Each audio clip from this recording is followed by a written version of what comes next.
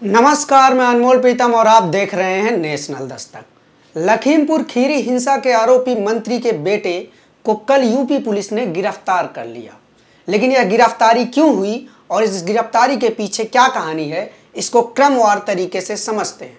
क्योंकि इस बात को जब तक आप नहीं समझेंगे, आप यह बात नहीं जान पाएंगे कि दरअसल इस देश में पुलिस एक आम नागरिक के साथ और एक मंत्री के बेटे के साथ किस तरह का सलूक करती है, कैसे इस देश की पुलिस मंत्री और आम नागरिक में भेदभाव करती है। पहले क्रमवार तरीके से समझते हैं। 3 अक्टूबर को लखीमपुर खीरी में प्रदर्शन करने के बाद, विरोध करने के बाद जब किसान अपने घरों को लौट रहे थे तो ये गाड़ी आती है, तेज रफ्तार गाड़ी, और वो किसानों को पीछे से कुचल देती है। घटनास्थल पर मीडियाकर्मी भी मौजूद रहते हैं, किसान भी रहते हैं और पुलिस भी रहती है। जाहिर है कि जब यह घटना हुई तो यूपी पुलिस के अधिकारी और यूपी पुलिस के तमाम पुलिसकर्मी वहां पर मौजूद रहे होंगे, लेकिन किसी ने भी वहां पर गाड़ी चढ़ाने वालों को गिरफ्तार करने की जहमत नहीं उठाई। उल्टा सोशल मीडिया पर जब वीडियो वायरल हुआ और वीडियो में साफ दिखने लगा कि किस तरह से जाते हुए किसानों को गाड़ी से कुचला जा रहा है, उसके बाद टीवी मीडिया में बैठे तमाम एंकराओं ने इस बात को डिफेंड करना शुरू कर दिया कि इसमें गलती गाड़ी चलाने वाले की नहीं बल्कि किसानों की है। तमाम कोशिश की गई इस घटना को पूरी तरह से इस तरह का रंग देने के लिए कि दरअसल यह हमला किसानों द्वारा किया गया था और यह जो कुछ भी हुआ था वह किसानों की गलती की वजह से हुआ था। सुप्रीम कोर्ट को इस मामले में हस्तक्षेप करना पड़ा। जब उत्तर प्रदेश पुलिस मंत्री के बेटे को गिरफ्तार नहीं कर पा रही थी तो सुप्रीम कोर्ट ने स्वतः संज्ञान लिया और इस मामले की सुनवाई की और उसने उत्तर प्रदेश को करारा तमाचा लगाते हुए ये पूछा कि भाई इस मामले में गिरफ्तारी अभी तक क्यों नहीं हो रही है। उत्तर प्रदेश सरकार ने जो भी जवाब दिए, सुप्रीम कोर्ट उससे संतुष्ट नहीं हुआ। सुप्रीम कोर्ट ने कहा कि आप इस मामले में जो भी कदम ले रहे हैं वह संतोषजनक नहीं है। इसके अलावा विपक्ष ने इस मुद्दे को उठाने में बहुत बड़ी भूमिका निभाई, चाहे वो प्रियंका गांधी हो, चाहे अखिलेश यादव हो, चाहे चंद्रशेखर आजाद रावण हो, चाहे नवजोत सिंह सिद्धू हो, बीएसपी के सतीश मिश्रा हो। इन सब नेताओं ने एक बहुत बड़ी भूमिका निभाई किसानों के इस मामले में न्याय दिलाने के लिए। जिस तरह का इन लोगों ने लगन दिखाया, जिस तरह से किसानों से मिलने के लिए ये लोग जद्दोजहद करते रहे, यूपी पुलिस इनको रोकती रही, यूपी सरकार इनको रोकती रही, लेकिन ये लोग किसानों से मिलने की जिद पर अड़े रहे और फाइनली किसानों से मिलवाने के लिए यूपी सरकार को झुकना ही पड़ा। 2 दिन से पंजाब कांग्रेस के चीफ नवजोत सिंह सिद्धू लखीमपुर में मौन अनशन पर थे, जिसके बाद यह गिरफ्तारी हुई।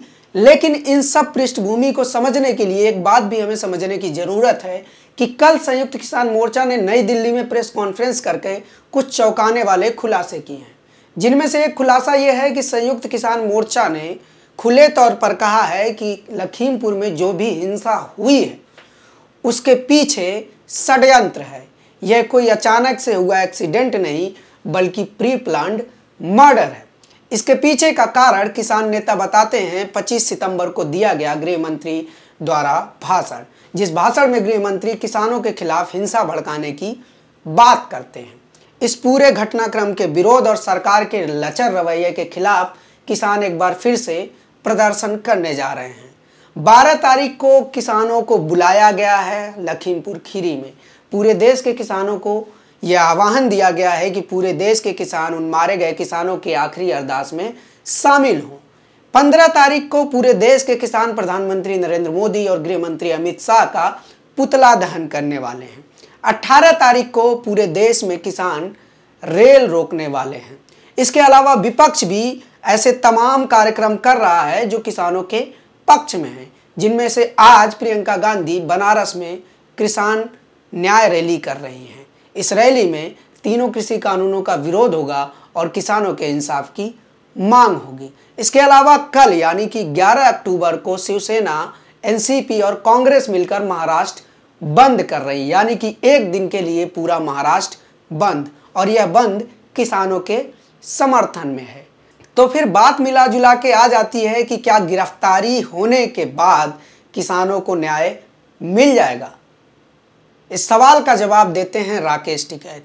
राकेश टिकैत कहते हैं कि जब तक मंत्री का इस्तीफा नहीं होता, मंत्री के बेटे पर उचित कार्रवाई नहीं होगी, क्योंकि जब तक कोई पावर में रहता है पुलिस और प्रशासन उस पर ढंग से कार्रवाई नहीं करती, कानूनी तरीके से कार्रवाई नहीं करती, वह जांच को इन्फ्लुएंस करता है। और इस तरह की तमाम रिपोर्ट हैं, मीडिया रिपोर्ट्स भी हैं और बहुत सारे मामले हैं जिनमें हमने देखा कि ताकतवर पदों पर बैठे हुए जब व्यक्ति पर कोई आरोप लगता है तो कानून की जो प्रक्रिया होती है वो लचर हो जाती है, क्योंकि कानून के जो अधिकारी हैं, जो पुलिस के अधिकारी हैं, वो उस पावर से इन्फ्लुएंस होते हैं और वह ऊंचे पदों पर बैठा आरोपी पूरी जांच प्रक्रिया को प्रभावित करता है।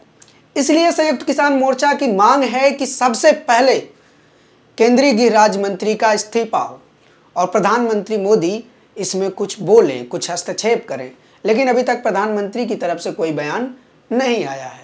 वहीं उत्तर प्रदेश के मुख्यमंत्री योगी आदित्यनाथ कह रहे हैं कि इस्तीफा मांगना विपक्ष का हमेशा से काम है, इस तरह की राजनीति होती रहती है, हमें इस तरह की बातों से इन्फ्लुएंस होने से बचना चाहिए।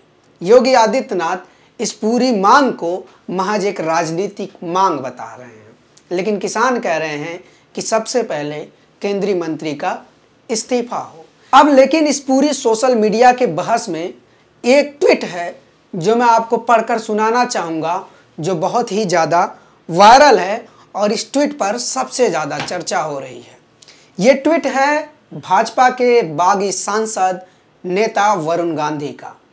उन्होंने ट्वीट कर बताया है कि लखीमपुर खीरी वायलेंस को सिख बनाम हिंदू करने की कोशिश की जा रही है। यह कोशिश कौन कर रहा है यह बताने की ज़रूरत नहीं है, लेकिन अगर यह कोशिश की जा रही है तो आप सोचिए कि देश में स्थिति कितनी खतरनाक होने वाली है। पहले हिंदू बनाम मुस्लिम किया गया, दलित बनाम मुस्लिम किया गया, ओबीसी बनाम मुस्लिम किया गया और अब सिख बनाम हिंदू किया जा रहा है। और अगर ऐसा हो रहा है तो हमें यह नहीं भूलना चाहिए कि 1984 में जब यही हुआ था तो क्या हालत हुई थी और पूरे देश में सिख विरोधी दंगे किस तरह से भड़के थे और किस तरह से सिखों को मारा गया, जलाया गया, प्रताड़ित किया गया। क्या इस देश को दोबारा से 1984 में ले जाने की कोशिश हो रही है?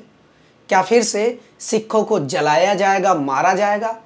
वरुण गांधी तो यही दावा कर रहे हैं, लेकिन अगर ऐसा हो रहा है तो ये बहुत ही खतरनाक ट्रेंड है। यह इस देश को एक नए दंगे की आग में झोंक देगा।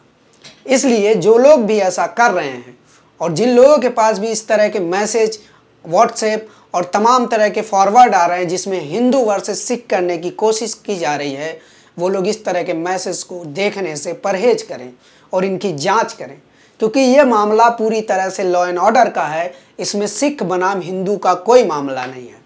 इसमें बस दो ही मामला है कि एक तरफ अपनी मांगों की मांग कर रहे किसान थे, दूसरी तरफ सत्ता के नशे में धुत मंत्री का बेटा था। इसमें ना कहीं से सिख बनाम हिंदू है, ना कहीं से हिंदू मुस्लिम है। इसमें सीधे सीधे जनता और सत्ता के बीच की लड़ाई है। सत्ता के नशे में धुत मंत्री के बेटे ने किसानों को रौंदा है और इसकी जांच यूपी पुलिस को करनी चाहिए और इस पे उचित कार्रवाई होना चाहिए। और अगर यह आरोप सच निकलता है तो मंत्री के बेटे और मंत्री को सज़ा दी जानी चाहिए। बस इतना सा मामला है। इसके अलावा और कोई सा भी एंगल अगर कोई इसमें निकालता है तो वह इस देश के लोगों को भड़काने का काम करता है, इस देश में अमन, चैन और शांति के खिलाफत करता है। ऐसी और बहुत सारी अपडेट और खबरों के लिए आप जुड़े रहिए हमारे साथ और देखते रहिए नेशनल दस्तक। धन्यवाद। नेशनल दस्तक की आपसे गुजारिश है कि अगर इसको बचाना चाहते हैं तो नेशनल दस्तक को सब्सक्राइब करने के लिए रेड कलर के सब्सक्राइब बटन को दबाएं, फिर बेल आइकन की घंटी दबाएं। नेशनल दस्तक को बचाने के लिए बहुत जरूरी है कि हर खबर को शेयर करें, लाइक करें, कमेंट जरूर करें।